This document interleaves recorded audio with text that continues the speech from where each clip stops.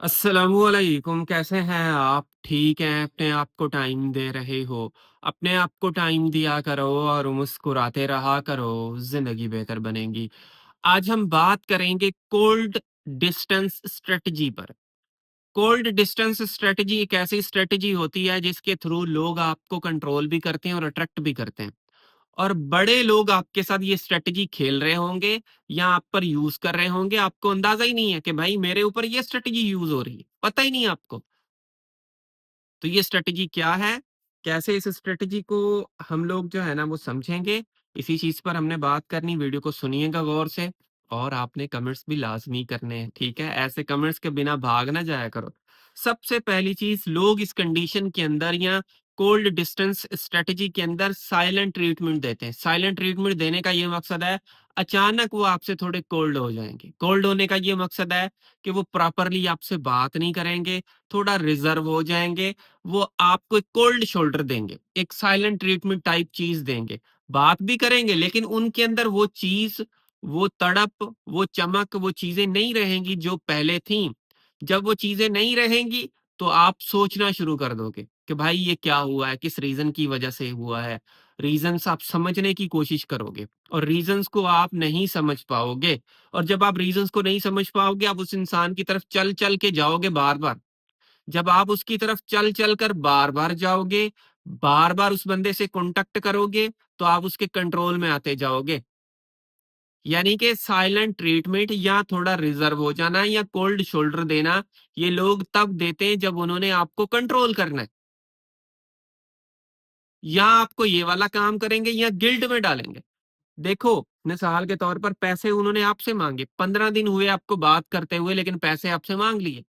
अब आपको गिल्ट में डालेंगे कि बड़ी बात है, मैं किससे माँगूँ? भाई जिसके साथ आपका 20-20, 25, 30-30, 40-40 साल का रिश्ता है, आपके माँ-बाप, आपके भाई, आपके दोस्त पुराने, उनसे पैसे क्यों नहीं माँग रहे? आपकी जो शुरुआत है वो अभी हुई है, आपके रिश्ते को 20 दिन हुए हैं, 1 महीना हुआ है, वो आपसे पैसे माँग रहा है। अगर आप नहीं दे रहे, गिल्ट में डाल रहा है कि ब ये वो आप हो ही मतलबी तो फलाँ। आप गिल्ट में जाते हो इस कंडीशन में और जब आप गिल्ट में जाते हो, आप उसके कंट्रोल में आते हो। ये लोगों का काम ही ये होता है कि आपको ट्रैप करें किसी तरीके से और ये इनका तरीक़ेकार है, ये वारदात है। वारदात ऐसे करते हैं ये लोग, आपके ज़हन पर और आप इनके कंट्रोल में चले जाते हो। तो आज के बाद ये ज़हन में रखना, गिल्ट में डालना, कोल्ड शोल्डर देना, साइलेंट ट्रीटमेंट देना, ये सारी की सारी स्ट्रैटेजीज़ हैं आपको कंट्रोल करने की। और इन्हीं तरीकों से लोग आपको कंट्रोल करते हैं, ये सामने वाला बंदा आपको कंट्रोल करता है। इस चीज़ को अपने ब्रेन में बिठा लें, पहली चीज़। सेकंड चीज़, डिस्टेंस थोड़ा-सा अगला बंदा मेंटेन कर लेगा, हल्का-सा, यानी कि 2 दिन बात नहीं की, 3 दिन बात नहीं की, फिर से अचानक आ गया या वैसा डिस्टेंस मेंटेन करेगा। वो डिस्टेंस एग्ज़ैक्टली अगले बंदे को पावर देता है, वो आप पर डोमिनेट होता है। देखो, जब एक बंदा बिन बताए या आपके साथ कोई ऐसी बात करके या ऐसी बात कह के वो आपसे डिस्टेंस ले लेता है या आपसे थोड़ी दूरी इख्तियार कर लेता है, तो आप तड़प में जाते हो, आप तकलीफ में जाते हो, कुछ बंदे से मेरी बात हो सके, आप अपना कसूर निकालते हो कि मेरा कसूर तो नहीं था, शायद मेरा कसूर था। मुझे उसको पैसे दे देने चाहिए थे, उसने जो चीज़ माँगी थी वो कर देनी चाहिए थी, मुझसे नहीं हो पाया। तो आप अपने आप को कसूरवार ठहराना शुरू करते हो। वो बंदा पावर में आ जाता है, आप उससे रिकनेक्ट होते हैं। आप उससे दोबारा बात करो, उसको कहते हो हाँ जी, चलें ठीक है, मैं आपको जी 20,000 रुपया देता हूँ, आप मुझसे बात करो ना, बस मेरी गलती थी, मेरे पास नहीं थे, मैंने कर दिए। अब उसकी आपने एक तो आदत बना दी कि जब भी वो बंदा उसको दोबारा आपसे कोई मतलब होगा, वो यही स्ट्रैटेजी अपनाएगा कि यार इससे मैंने बात नहीं की थी, इसने ये काम कर दिया था मेरा। वो अगेन आपके साथ ये काम करेगा ताकि आपको दोबारा अपने ट्रैप में लेके आ सके और वो दोबारा ट्रैप में ले आता है। फिर से कंट्रोल कर जाता है, फिर से पैसे निकलवा जाता है, फिर से और इस लूप में आप फँस जाते हो और ये कंटिन्यू लूप आपका चलता रहता है, चलता रहता है, चलता रहता है। और बड़े लोगों के ऐसे लूप चल रहे हैं, जो वीडियोज़ मेरी देखते हैं। किसी का पैसों को लेकर है, किसी का तवज्जो को लेकर है, किसी का और किसी चीज़ को लेकर है। कोई बंदा किसी भी तरीके से जितना जिससे हो सकता है वो आपको कंट्रोल कर रहा है और आप मर रहे हो। भाई आप अकेले उस दुनिया में आए हो और अकेले आपने जाना है। लाज़मी नहीं किसी इंसान के सहारे की आपको ज़रूरत है, बस वो बंदा होगा तो ज़िंदगी जी पाओगे, वरना आपने मर जाना है, वरना आपकी ज़िंदगी खत्म हो जाएगी। तो ऐसा नहीं है। ये हमारी सोचें, हमारे अंदर का इंसान हमें मार रहा होता है, हमारे ऊपर वार कर रहा है, उस बंदे को हम नहीं समझा रहे।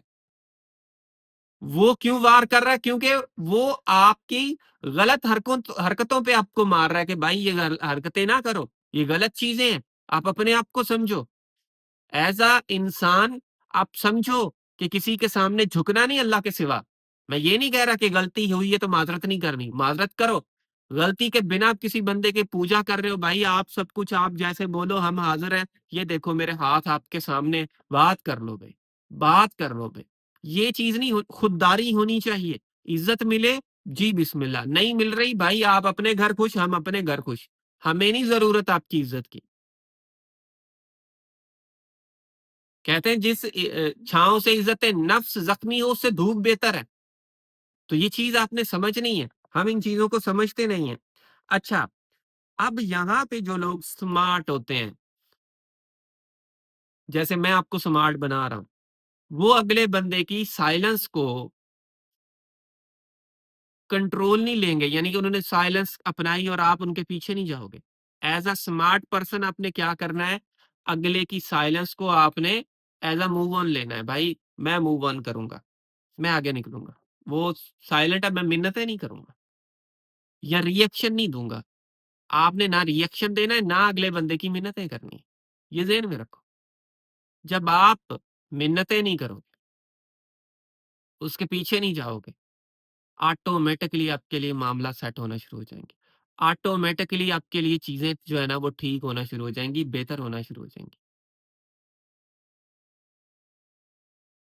और वो आपको कंट्रोल नहीं कर पाएगा फिर। सपोज़ कोई साइलेंट ट्रीटमेंट दे रहा है, आप रिएक्शन ही नहीं दे रहे, चुप करके बैठ गए आप भी। एक दिन तो तड़प के आएगा ना, कहाँ जाएगा वो? आप जब उसकी बातों में आ जाते हो, वो और कंट्रोल करता है आपको। फिर डिस्टेंस जो होता है ना, वो एक मिस्ट्री क्रिएट करता है और मिस्ट्री अट्रैक्शन बनाती है। जब अगला बंदा डिस्टेंस मेंटेन करता है, आप मिस्टीरियस हो जाते हो, क्या रीज़न है, किस वजह से हुआ है, फलाँ चीज़ तो नहीं, ये तो नहीं। आपका दिमाग सोचों में चलना शुरू हो जाता है। जब आप सोचों में चलते हो, तो आप ये देखते हो कि भाई कैसे उस बंदे के से बात की जाए। आप अट्रैक्ट हो रहे होते हो। तो डिस्टेंस मेंटेन करके लोग आपको अट्रैक्ट भी कर रहे होते हैं। और मैं आपको बोलूँगा इस कंडीशन के अंदर आप अपनी प्रेज़ेंस को लिमिटेड करें। एक बंदा आपकी प्रेज़ेंस को नहीं समझ रहा या नहीं जान रहा, तो भाई उसको अपनी प्रेज़ेंस ना दो इतनी। क्यों अपने आप को ज़लील और रुस्वा कर रहे हो किसी इंसान के सामने जो आपको वैल्यू नहीं दे रहा? मुझे उम्मीद है आपने इस वीडियो से कुछ ना कुछ चीज़ें ज़रूर सीखी होंगी। So thank you for watching this video.